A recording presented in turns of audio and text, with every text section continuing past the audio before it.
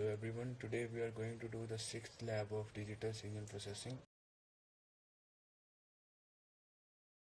The objectives of the labs are representation of discrete time signal into frequency domain via FFT, resolution of spectrum, computation of magnitude, phase and power spectrum, spectrum leaking and avoiding spectrum leaking.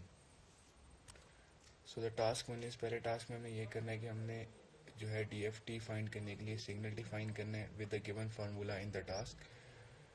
तो उसके लिए हम पहले function define कर देंगे जिसके लिए हमने नाम दे दिया डेसिमेशन DFT. ये क्या कर रहा है कि पहले सिग्नल को जो है इवन और ऑड पार्ट्स में डिवाइड करेगा, फिर इवन और ऑड पार्ट की अलग से FFT फाइंड करेगा और बाद में उसको मर्ज कर देगा अकॉर्डिंग टू द फार्मूला जो हमें टास्क में गिवन था. तो हमने उसके अकॉर्डिंग जो है यहाँ पे अपना फंक्शन डिफाइन कर लिया. फॉर लूप हमने इसलिए लगाया है कि बार बार वो जो n की वैल्यूज़ है वो पुट करेगा जितनी वैल्यूज़ हमें सिग्नल में गिवन होंगी. Now moving to the task 2. Task 2 में हमें डिफरेंट सिग्नल्स दे दिए गए थे. हमने जो फंक्शन फर्स्ट टास्क में डिफाइन किया था उसको यूज़ करते हुए इसका FFT कैलकुलेट करना है और उसके बाद जो मैटलैब का बिल्ट इन फंक्शन है FFT का उससे कंपेयर करने हैं रिजल्ट्स.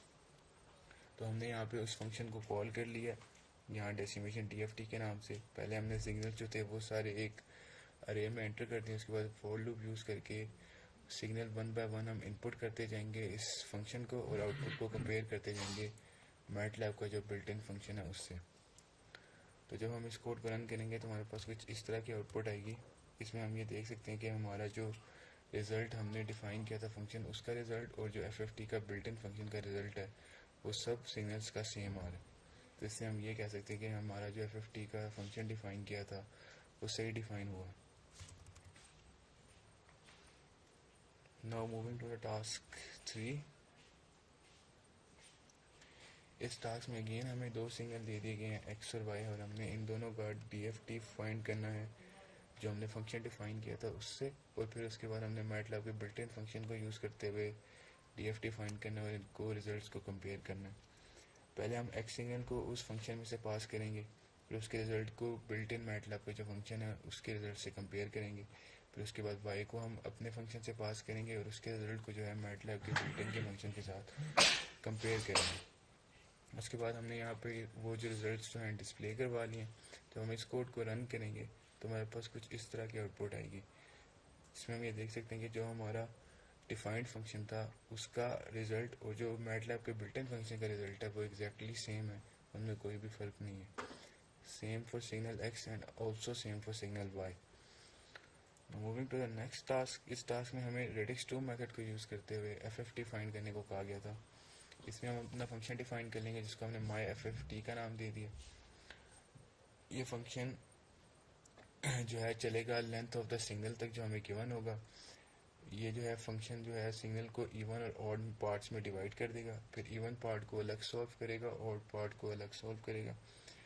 फॉर लूप हमने लगाया है 1 से n/2 तक क्योंकि हमें पता है रेडिक्स 2 के मेथड में n/2 वैल्यूज़ के बाद जो हैं कॉन्जुगेट्स आने शुरू हो जाते हैं. तो हम n/2 वैल्यू तक जस्ट फाइंड करेंगे, उसके बाद उसके कॉन्जुगेट्स जो हैं वो हम लिख देंगे वहाँ पे. तो ये लूप यही काम करे कि उसके n/2 वैल्यूज़ तक जो है वो FFT फाइंड करे, उसके बाद बाकी जितनी भी वैल्यूज़ है कॉन्जुगेट्स करके ऐड करता जा रहा है. नेक्स्ट टास्क में हमें ये करने को कहा गया कि हमें 4 सिग्नल्स दे दिए गए हैं W x y z को, जिसको हमने वेरिएबल के नाम के साथ डिफाइन कर दिया और कहा गया कि इसको उसी सिग्नल में से पास करें रेडिक्स 2 के जो हमने पहले डिफाइन किया है. और हमारे रिजल्ट जो है अगेन हमने कंपेयर करने हैं जो मैटलैब का बिल्ट इन फंक्शन है FFT कैलकुलेट करने के लिए. तो यहाँ पे हमने 1 बाय 1 इन सब सिग्नल्स को जो है अपने सेल्फ डिफाइंड फंक्शन जो था उसमें से पास किया. दैन इस वाले पार्ट में हमने जो है बिल्ट इन फंक्शन होता है मैटलैब का वो यूज़ किया और एट द एंड हम वो रिज़ल्ट डिस्प्ले करवा के कंपेयर कर रहे हैं. जब हम इस कोड को रन करेंगे तो हमारे पास इस तरह की आउटपुट आएगी और इसमें हम ये क्लियरली देख सकते हैं कि जो हमारा हर सिग्नल है वो जो हमने फंक्शन डिफ़ाइन किया था उसकी जो आउटपुट आ रही है वो एग्जैक्टली सेम है जो हमने मैटलैब का बिल्ट इन फंक्शन डिफ़ाइन किया था उसके according. So this is all for the lab 6. Thank you for watching.